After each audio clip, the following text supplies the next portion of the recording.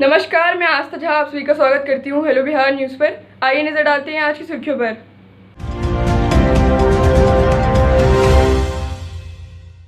भारत में कोरोना के आंकड़े। कुल मामले 19,67,995। कुल ठीक हो चुके 13,29,732। कुल मौतें 40,735। सक्रिय मामले 5,97,528।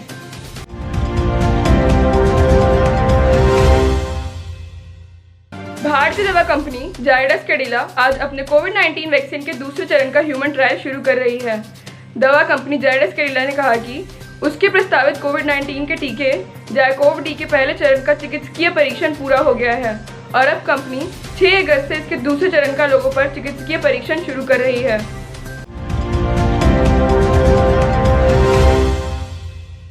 केंद्र स्वास्थ्य मंत्रालय ने गुरुवार को बताया कि केंद्र सरकार ने 22 राज्यों और केंद्र शासित प्रदेशों को कोरोना आपात प्रतिक्रिया एवं स्वास्थ्य प्रणाली तैयार पैकेज की दूसरी किश्त के रूप में 890 करोड़ रुपए जारी किए हैं।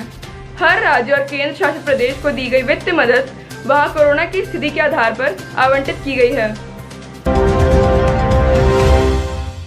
भारत ने कोविड-19 महामारी से निपटने के लिए अपनी स्वास्थ्य सेवाओं को काफी मजबूत कर लिया है। केंद्र स्वास्थ्य मंत्री डॉक्टर हर्षवर्धन जी ने गुरुवार को कहा कि जनवरी में भारत में महज एक लैब में कोविड-19 जांच की सुविधा उपलब्ध थी, जो अब 1370 हो चुकी है।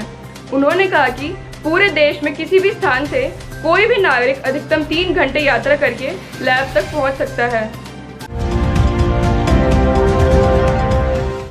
देश में कोरोना के तेजी से बढ़ते मामलों को देखते हुए अगले माह सितंबर में प्रस्तावित जेईई मेन 2020 और नीट यूजी परीक्षा टालने की अपील करते हुए सुप्रीम कोर्ट में एक याचिका दायर की गई है। यह याचिका 11 राज्यों के 11 छात्रों ने दायर की है।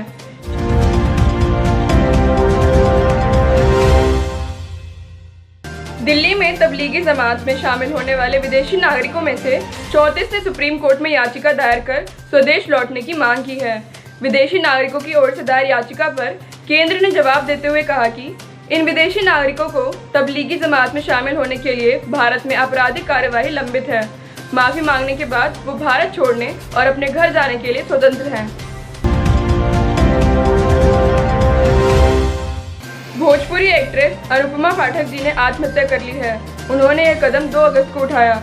अनुपमा जी ने खुदकुशी करने से पहले फेसबुक पर एक 10 मिनट लंबा वीडियो पोस्ट किया था।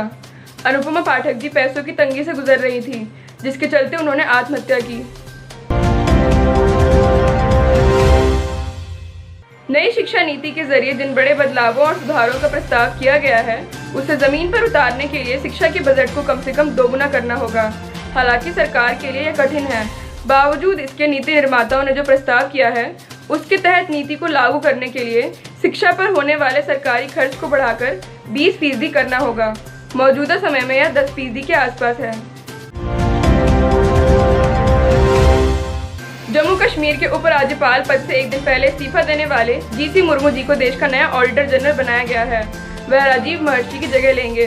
केंद्र की मोदी सरकार ने गुरुवार को इसका नोटिफिकेशन जारी किया। उनके इस्तीफा देने के बाद मनोज सिन्हा जी को उनकी जगह पर अगला उपराज्यपाल नियुक्त किया गया है। पाकिस्तान के सैनिकों ने बुधवार को पूंछ जिले में नियंत्रण रेखा के पास 2 सेक्टर में भारी गोलीबारी की, जिसका भारतीय सैनिकों ने मुंह तोड़ जवाब दिया। अधिकारियों ने बताया कि गोलीबारी में कुछ ढांचों को नुकसान हुआ है।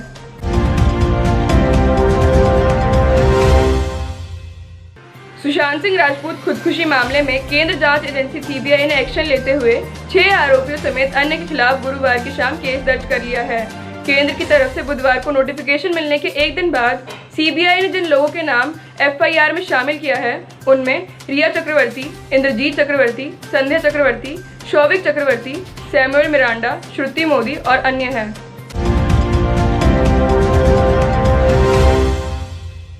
अयोध्या में राम मंदिर भूमि पूजन का कार्य संपन्न हो गया और भव्य राम मंदिर की नींव रख दी गई है। इस बीच ऑल इंडिया इमाम एसोसिएशन के अध्यक्ष मौलाना मोहम्मद साजिद रशीदी का विवादित बयान सामने आया है, जिसमें उन्होंने कहा है कि मस्जिद बनाने के लिए मंदिर को तोड़ा जा सकता है।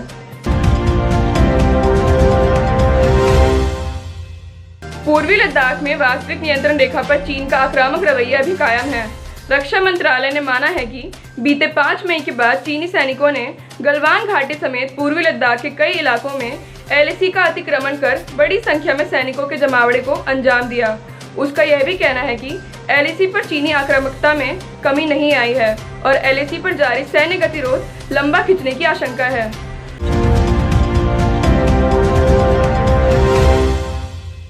गलवान घाटी की घटना के बाद चीन के साथ जारी तनाव के बीच रक्षा मंत्रालय ने वह दस्तावेज अपनी वेबसाइट से हटा दिया है जिसमें चीनी सैनिकों के भारतीय क्षेत्र में अतिक्रमण की जानकारी थी। इस पर कांग्रेस के पूर्व अध्यक्ष राहुल गांधी जी ने एक बार फिर प्रधानमंत्री मोदी जी पर हमला बोला है।